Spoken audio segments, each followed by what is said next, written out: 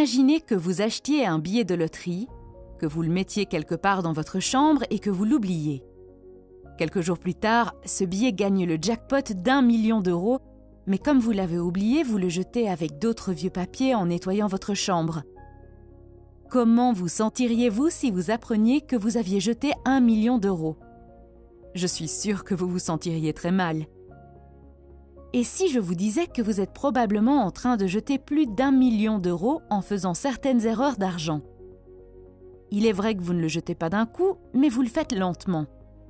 Si vous évitez de commettre ces erreurs, vous pouvez économiser des centaines de milliers, voire des millions d'euros au cours de votre vie. Dans cette vidéo, je vais vous parler de 3 erreurs d'argent et de la façon de les corriger. Ne vous inquiétez pas, je ne vous dirai pas d'arrêter de dépenser de l'argent pour les choses que vous aimez, comme le café, les restaurants chics, les chaussures chères, etc. Au contraire, je vous montrerai comment dépenser encore plus pour ces choses, tout en économisant et en investissant beaucoup. Erreur numéro 1. S'en remettre à la volonté. Le plus gros mensonge consiste probablement à réduire sa consommation de café le matin. L'explication est la suivante. Si vous économisez 2 € par jour en faisant votre café à la maison, vous économiserez 62 € par mois, soit environ 700 € par an. Correctement investi, ce montant peut atteindre 10 000 € en 10 ans. Faux! Laissez-moi vous expliquer pourquoi cela ne fonctionne pas. Nous devons faire ce choix tous les jours, indépendamment de facteurs tels que notre amour du café, notre état de stress ou le fait que nous passions devant un café sur le chemin du travail. Nous devons utiliser notre volonté limitée dès le matin, tous les jours. Et ce que ces personnes qui ne boivent pas de café ne prennent pas en compte, alors qu'elles se gavent de leur café maison, c'est que chaque décision que nous prenons pour ne pas acheter ce café, pour ne pas consommer cela, pour ne pas avoir cela, épuise notre volonté. Par conséquent, vous commencez à réduire votre consommation quelques jours et un jour, vous vous sentez vraiment stressé. Vous vous dites alors que vous pouvez acheter ce café de temps en temps et vous vous rendez compte que vous en achetez à nouveau tous les jours. Vous vous motivez à nouveau, vous le supprimez complètement et le cycle se répète. Imaginons que vous soyez capable de résister et de ne pas acheter de café. Voici un autre problème. 2 € d'économie sur le café est une petite somme. Il est très difficile de voir son impact positif et de rester motivé, à moins de le transférer sur un autre compte ou de le retirer littéralement du distributeur automatique et de le mettre dans un bocal à chaque fois que vous économisez pour que cela vous motive. Sinon, l'argent se perd dans votre compte et vous finissez par le dépenser pour autre chose. Imaginons que vous soyez très discipliné et que vous ayez réussi à conserver toutes vos économies pour le café dans un bocal. Voici le problème suivant. Comment l'investir? Sur quel compte le mettre? J'espère que vous pouvez voir comment cela devient beaucoup plus compliqué. Erreur numéro 2. Débattre de petites choses. Vous êtes-vous déjà demandé pourquoi tant de personnes grossissent après avoir terminé le lycée? Après avoir obtenu ton diplôme, tu as peut-être remarqué que beaucoup de tes amis ont pris du poids. Il s'agit généralement des amis qui disaient des choses comme « Il n'y a aucune chance que je devienne gros ou grosse ». Pourquoi cela? Eh bien, la prise de poids ne se produit pas du jour au lendemain. Au lieu de cela, elle s'insinue en nous quelques grammes à la fois. Et avant que l'on s'en rende compte, on pèse 10 kilos de plus. Alors, que faisons-nous?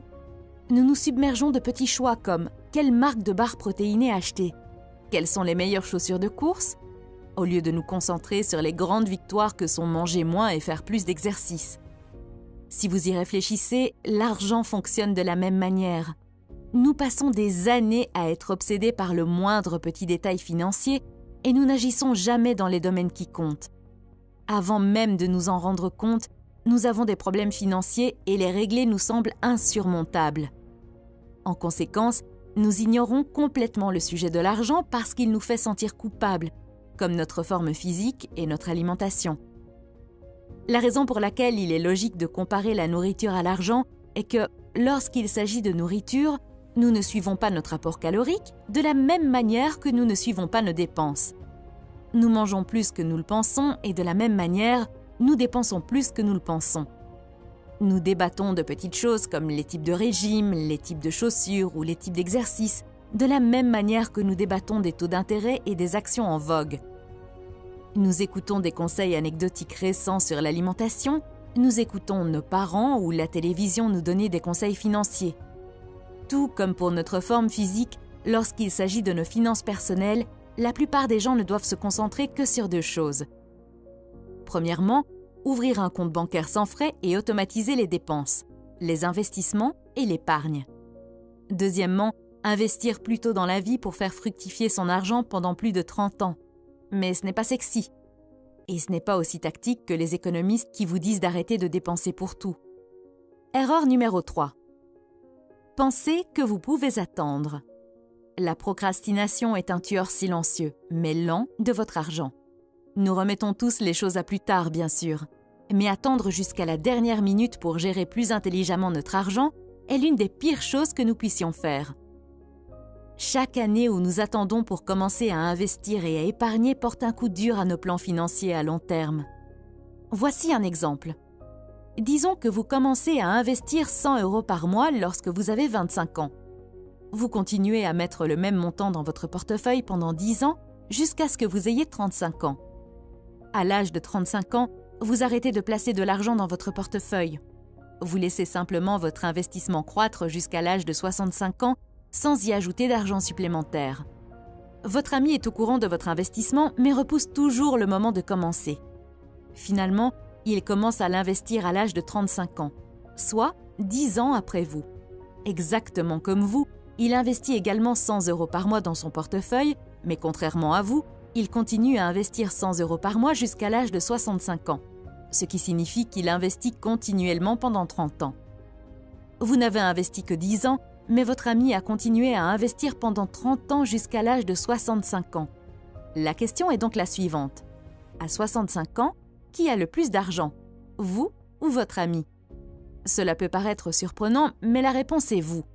Même si votre ami a investi 20 ans de plus que vous, le simple fait de commencer plus tôt vous a permis d'avoir 50 000 € de plus que lui à l'âge de 65 ans.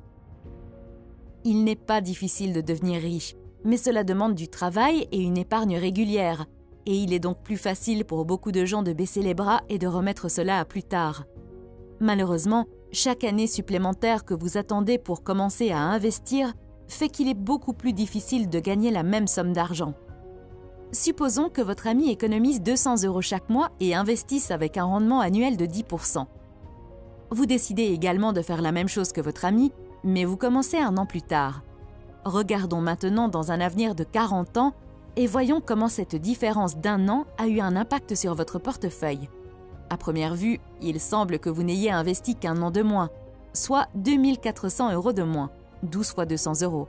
Mais si vous examinez l'impact sur votre portefeuille, vous verrez que vous avez gagné près de 120 000 € de moins que votre ami. Oui, vous avez bien entendu.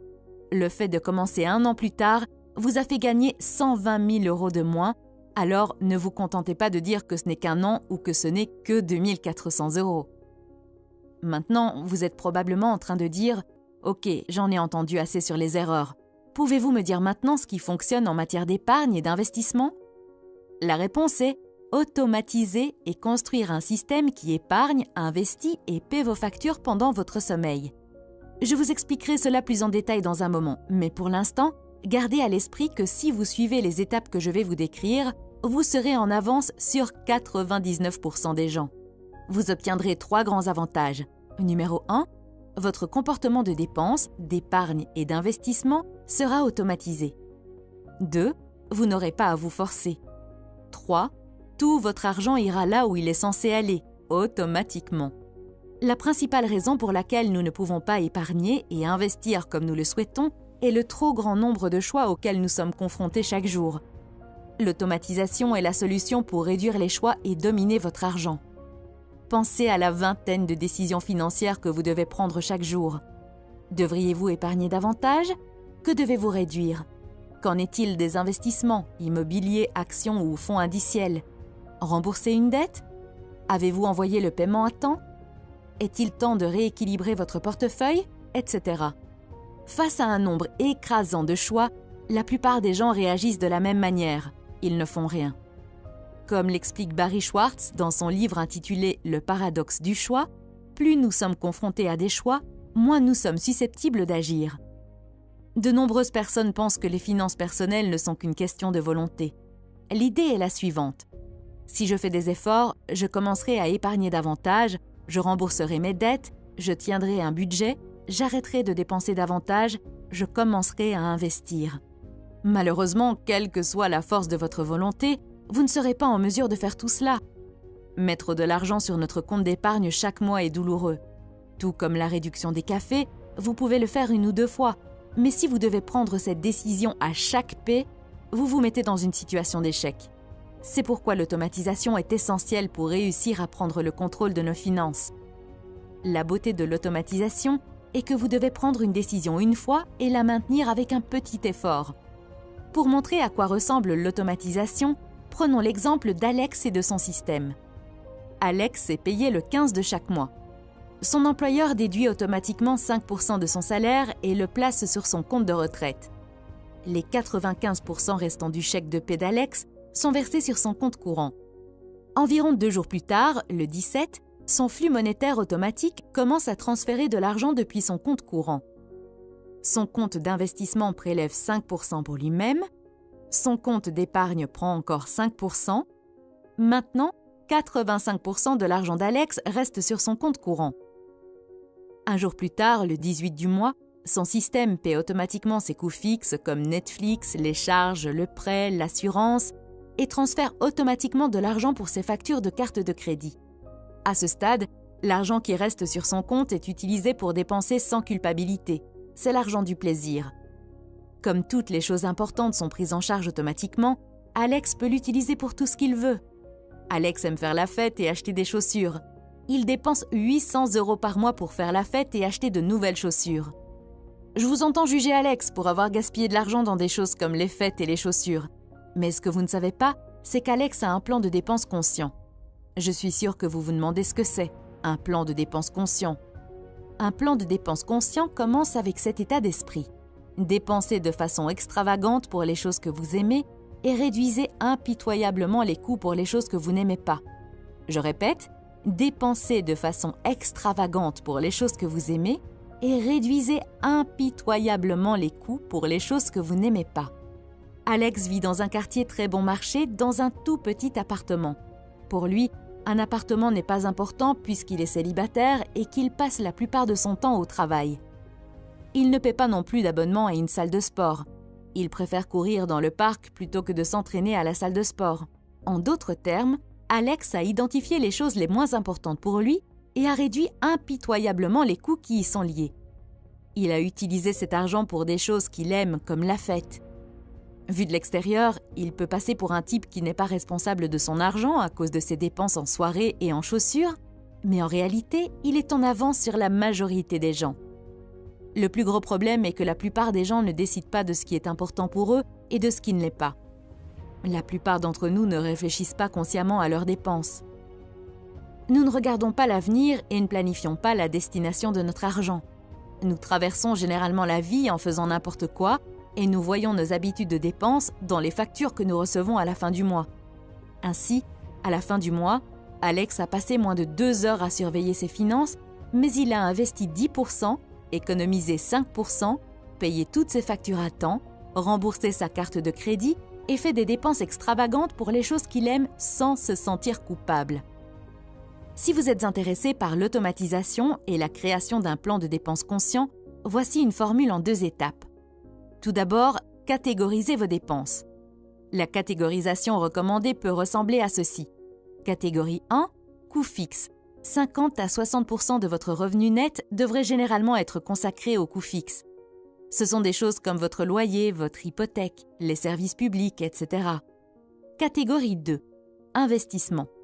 Au moins 10% de votre revenu net devrait être consacré aux investissements, c'est-à-dire aux placements de retraite à long terme. Catégorie 3, épargne à court terme. 5 à 10% de votre argent sont destinés à cette catégorie. Il s'agit par exemple d'économiser pour un acompte sur une maison, des cadeaux ou des vacances. Enfin, voici la catégorie la plus intéressante, les dépenses sans culpabilité.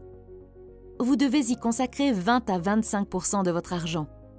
Cet argent sera utilisé pour des choses comme des sorties au restaurant, l'achat de nouveaux vêtements ou tout ce que vous voulez.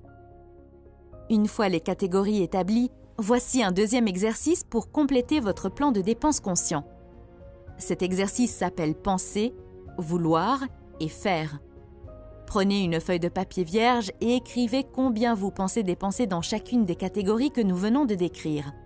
Ensuite, écrivez combien vous voulez dépenser dans ces catégories et enfin, écrivez combien vous dépensez réellement.